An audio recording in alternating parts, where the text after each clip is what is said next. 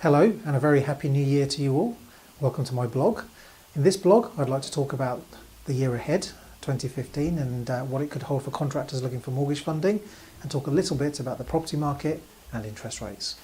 The first thing that will impact on contractors looking for mortgages this year is going to be regulation. So we had a massive raft of new regulation come in 2014, and that will be extended and no doubt enforced more strictly this year and going forward.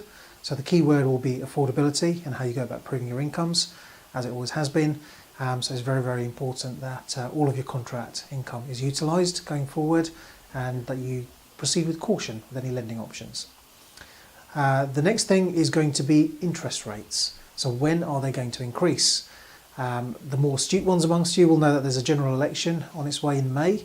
It's very unlikely that there will be any movement in the rates before the general election. Interest rates have long been seen as a bit of a political football, so it's unlikely that anything will change before then. Most of the predictions are now saying anything from late summer to the end of the year for the first base rate increase.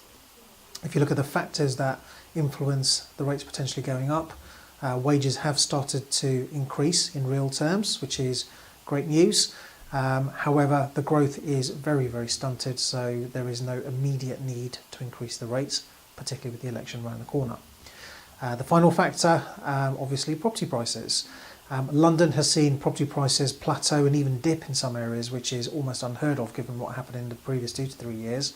But what will happen now is the rest of the country should be playing catch up with the growth in property prices.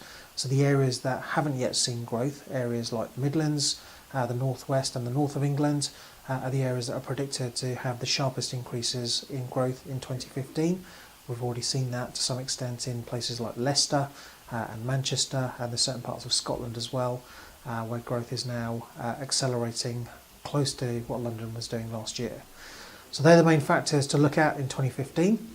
I will be back again next month to talk about some more recent events that have unfolded since the turn of the year. In the meantime, thank you very much for listening.